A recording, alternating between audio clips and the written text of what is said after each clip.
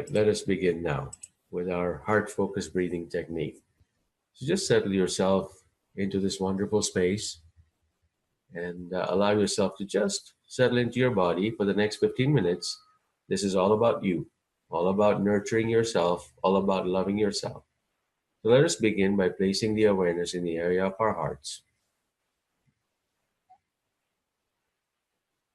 And just take slow, deep breaths.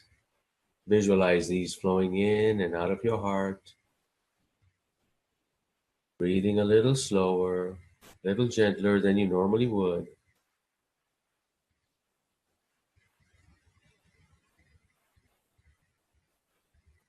The folks at HeartMath call this heart-focused breathing. I call it a heart hug because when you take those slow, deep breaths in, you're feeling like you're hugging your heart because it is the first thing that has been that actually manifests itself in the womb. The first organ that manifests itself in the womb is the heart, and you are sending it loving hugs because it has been there before you were born. At the time of your birth, it is the first organ, and it will be the last one that will stop beating when you transition to bigger and better things, I'm sure. This is where you give your heart a big hug and say, thank you for being there, for sustaining me. As you take these slow, deep breaths and visualize them flowing in and out of your heart, this is your day. This is your heart. Give it a big hug for bringing you to this point, for bringing you to this moment. So hug your hearts. Slow, deep breaths. Visualize these flowing in and out of your heart. Breathing a little slower, a little gentler than you normally would.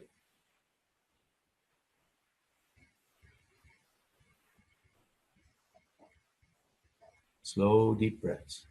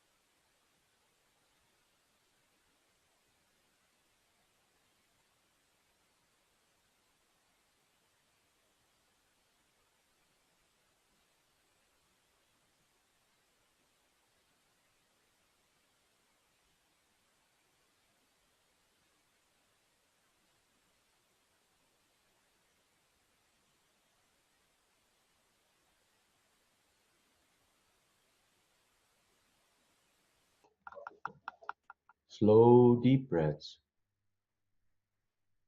Visualize these flowing in and out of your heart. Breathing a little slower, a little gentler than you normally would. Beautiful.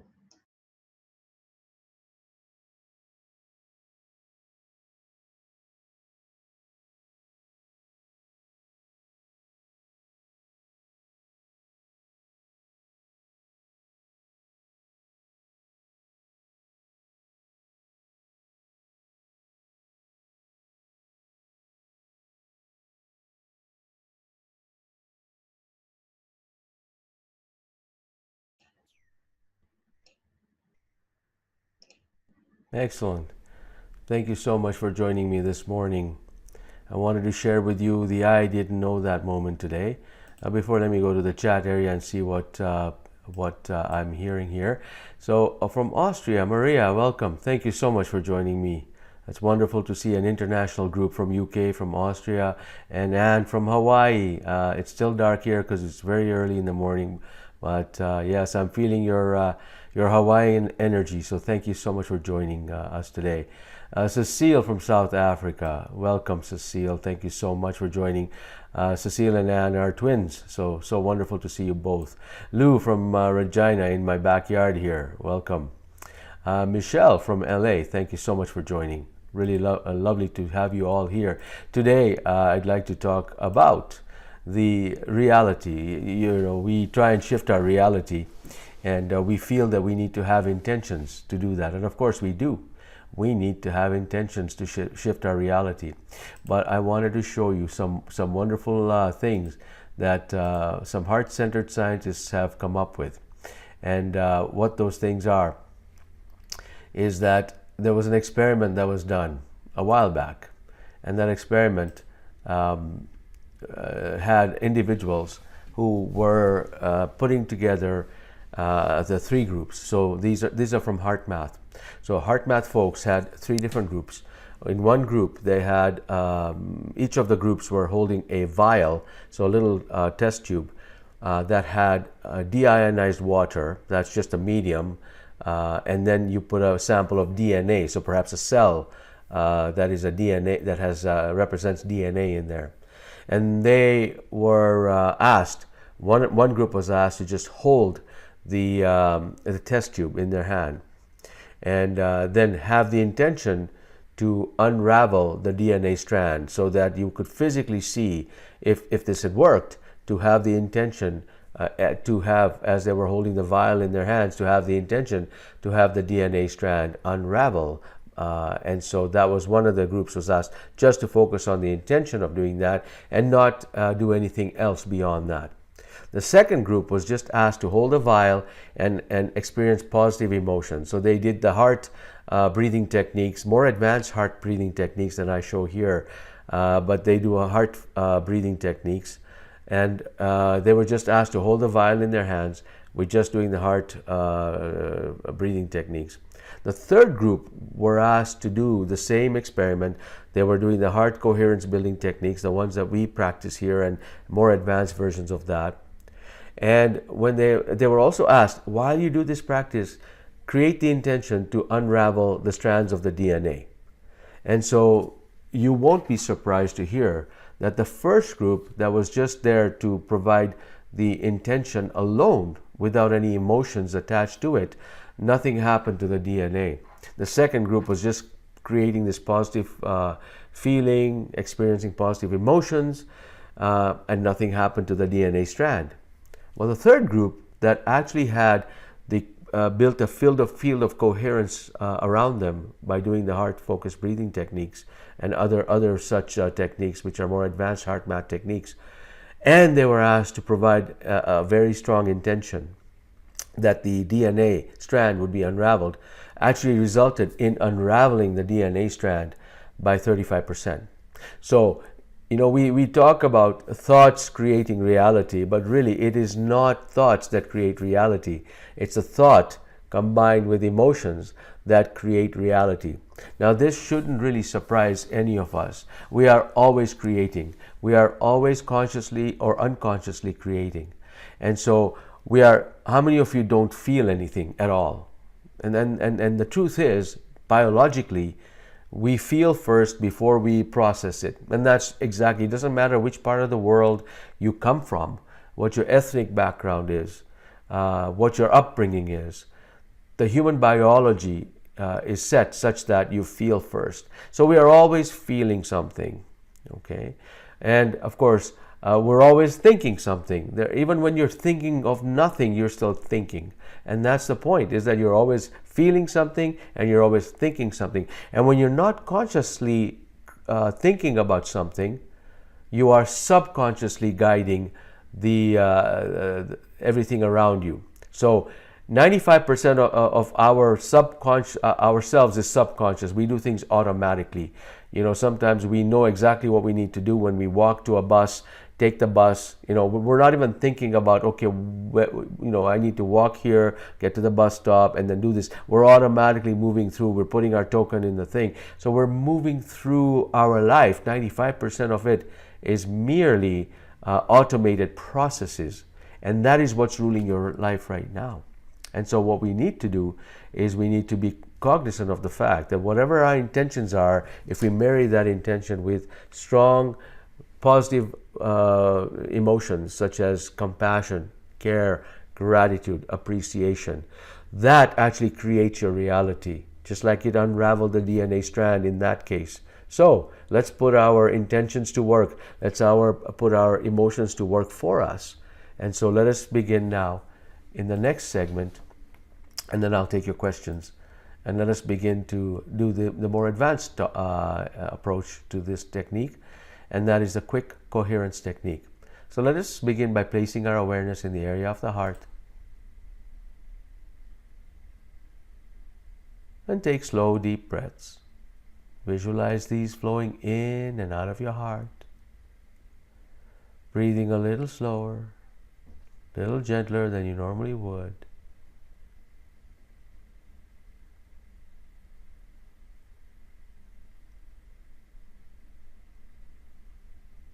And at this point in time, you are just setting up your body, setting your body to create this amazing field, amazing magnetic field around you that will then register your emotions, which will attract your reality. So what intentions do you have for the day? What do you want to feel for the day? How do you want to feel today? Let me ask you that.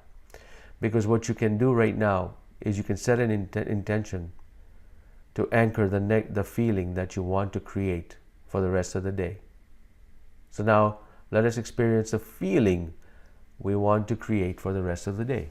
Is that feeling gratitude? Is that feeling appreciation? Is that feeling love, compassion, whatever it is? Draw that in through your heart and experience that feeling as you take these slow, deep breaths. And then create the intention that you want this feeling for the rest of the day, for the rest of the week, for the rest of the month, for the rest of the year, for the rest of the decade, for the rest of the century, for the rest of your life. You want this feeling. Slow, deep breaths. Visualize these flowing in and out of your heart, breathing a little slower, a little gentler than you normally would. And begin to feel. Feel what you want to feel and create the intention that that is what you want to experience. And make it like it's happening right now. You must experience it before you experience it. Intentions and powerful, compassionate emotions create your reality.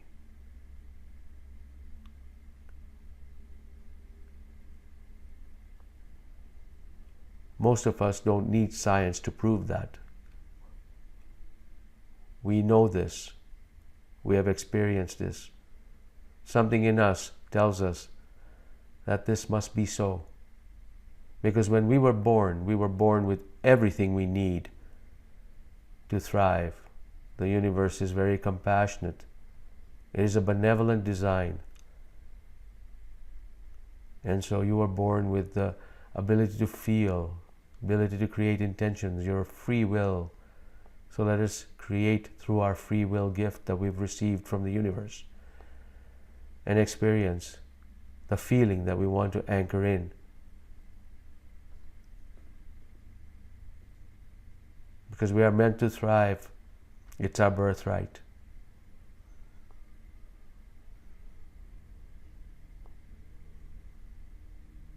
Beautiful. Thank you so much for joining me this morning. It is wonderful, wonderful, wonderful seeing you all here. And I will check the chat area to see what's going on here. And wonderful. Anar, good morning. Thank you for joining us. Michelle says, I found out I have a habit to remember negative things from memory. Then it created bad feelings for me. Yes, Michelle, you're not the only one. Thank you for having the courage to share this with us, because this is essentially what happens to us. We tend to recall feelings that have a more powerful emotional impact on us, whether it's positive or negative. And unfortunately, the negative ones bubble to the surface first.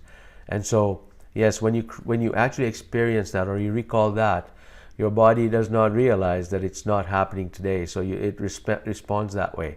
Plus, it reinforces your neural pathways. And what it does is it creates that emotional, it creates that that feeling in you and anchors that feeling in, and then your reality is now shaped by that feeling. And remember, when our thoughts and our intentions and our emotions have unraveled the DNA strand, it will unravel it. But if you have a regenerative emotion, it will nurture it, because your intentions are such. So you are giving marching orders to your body all the time. Now, what marching orders would you like to give at this point in time? So thank you so much for that, Michelle. Thank you for sharing. Cecile has a question. Would the two pieces of the experiment be the higher self and the other the human physical self? So the higher self will provide the emotion and actually doing the work, but it can only do that if we as a human being give it direction. Actually, Cecile, I don't have the answer to that, because there's no way to really measure or accept that. You have an intuitive hit that the higher self is really providing something separate from you. I have a different belief system in this regard, and perhaps you can take what I'm about to suggest as food for thought, and then kind of internalize it and see which one works for you best, because I really don't have the answer to that question. What I truly believe, and I had this recognition yesterday when I was talking to my friend, which relates to what you were asking about the two pieces, higher self and the other human physical self. You see, for a while now, I've been saying, thank you, universe, for lighting my path along the way. And in my mind, what I was feeling was that when I left my corporate world and I'm on this path now, I've actually manifested a lot of things that I could not have imagined manifested. But the feeling that I carried, this is what I want to do, what I want to be, is being brought in front of me right now, and I'm experiencing right now. And of course, that to me was my gratitude to the universe, saying, thank you for doing this. You're so benevolent in providing me these opportunities. Then you almost feel like, well, why can't everybody else experience this wonderful things that I'm experiencing? Why is the universe favoring me and not somebody else who's really striving to do the same things I am? Then I quickly realized yesterday, it dawned on me, and I should have known this, but it really dawned on me, is that I'm the one creating this reality for myself. And it is because I put my emotions and my thoughts, my intentions together, and all the universe did was saying, is that what you want? Sure. Open the doors. Here it is. But in the end, all the universe is doing is it's putting the path in front of me, because I've asked for that path. So sometimes we need to do this. And the reason I went through this long-winded explanation is because we tend to give our power away to say that somebody else is controlling my emotions. Somebody else is deciding whether to open the door or not. And I want you to think about this. I really want you to think about this, Cecile, that it is not somebody else opening the door and you waiting for that door to open. You are the one opening the door, and you are the one walking through the door. All the universe is doing is saying, Cecile, this path that you've always desired has always been there. You just have to walk through it. It's already created, because beyond space and time, beyond the veil, there's no space and time. Everything that you are going to do, that you have done, is all there. All the potentials are there. And so those paths are already created for you. And you are lighting the path yourself. So I want you to be more empowered than just saying my higher self is doing this, because there's no separation between you and your higher self. It is you that's creating this. So take ownership of this and say, this is my birthright. I'm a divine being experiencing humanity. And if you do that, it feels so much more powerful than saying somebody else is pulling my strings. So I want you to consider that, Cecile, and see how that shapes with what your belief system is, and take the best from both. and make it your own. All right. So thank you so much for sharing with me on that, Cecile. Sue has a question. Thank you, Shamir. I will feel well-being going forward. Please do, because you are always thinking, you're always creating, you're always feeling the emotions. Lou, I've always heard that the first organ to form was the food tube, which later differentiates into the esophagus, stomach, small and large intestines for nutrients and waste removal. You've stated the heart forms first, so that's something I'll check out. So good to have to be back with new computer. Oh, wonderful. Yes, the heart forms first. Cecile, you're most welcome. Excellent. Good discussion, team. Thank you so much for a wonderful discussion. Really appreciate all the comments you've had and the engagement I've had here. So I don't see anything else coming on. So I will say goodbye for now. And if you have any questions, please do email me. Happy to connect with you. And I look forward to seeing you next Monday at the same time.